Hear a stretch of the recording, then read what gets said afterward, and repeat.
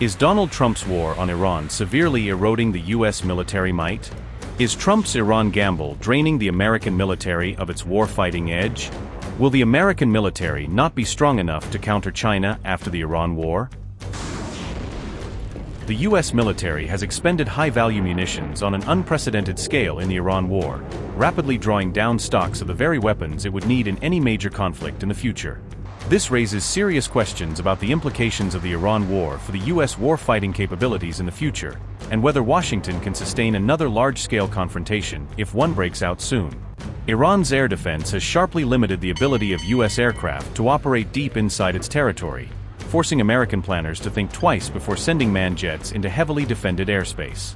This has ensured that the U.S. cannot rely on low-cost gravity bombs to strike targets in Iran, stripping it of one of the cheapest and most flexible tools in its arsenal for sustained air campaigns. The U.S. is relying on costly precision missiles to strike from safer distances, reducing risk but increasing operational costs.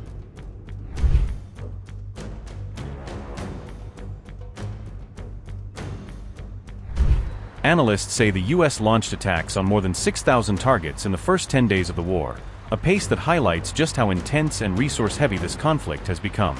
The U.S. has also fired over 2,000 anti-ballistic missiles to intercept Iranian counterstrikes, raising concerns about how long it can sustain such a high rate of expensive defensive fire. Director of the Missile Defense Program at the Center for Strategic and International Studies, Tom Caraco, said, and I quote, "I want to quote General McCain, the chairman of the Joint Chiefs, who was asked, 'Do we have enough?' And he said, 'We have enough for this conflict.' That is not the same as saying that we have enough for the other tasks that we have around the world, most significantly deterring a conflict with China.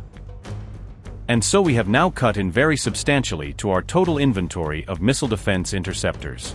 The numbers, the complete numbers, have not been released. We have just gone and vaporized many billions of dollars and hundreds and probably thousands of missiles over the past 2 weeks. And so you put that together, and it's not a very good picture. And so at the very minimum, Congress is going to have to step up, I believe, for munitions supplemental in the very near term."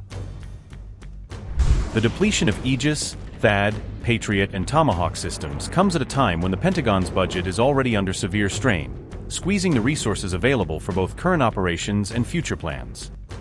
Cold War-era equipment such as E-3 AWACS, KC-135 and F-15CD are in urgent need of replacement, adding further pressure on an already stretched modernization agenda. At the same time, major programs like the F-47 fighter, the B-21 bomber and upgrades for F-35 fighters have imposed tremendous costs, locking the U.S. into long-term spending commitments that are difficult to scale back.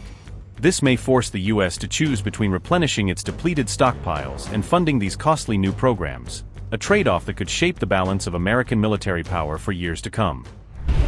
A top Trump advisor said the United States has already spent about $12 billion on its ongoing war with Iran, underscoring how rapidly the financial cost of the campaign is mounting.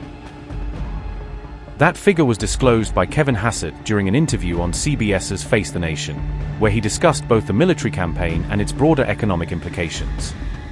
Hassett said the estimate reflected the latest briefing he had received on the cost of the campaign so far, suggesting the number was based on recent internal administration assessments.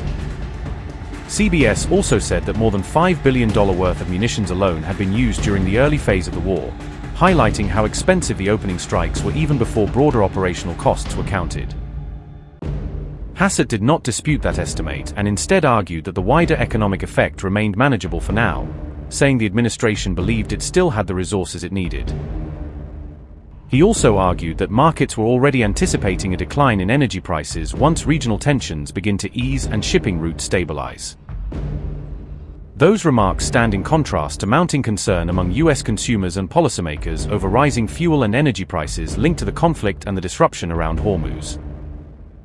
Hassett further claimed that a disruption to the Strait of Hormuz would hurt oil-importing countries more than it would hurt the United States, reflecting the administration's effort to frame the risk as more global than domestic. However, other officials have hinted that the military campaign could intensify rather than wind down, a prospect that would likely drive the overall cost of the war even higher.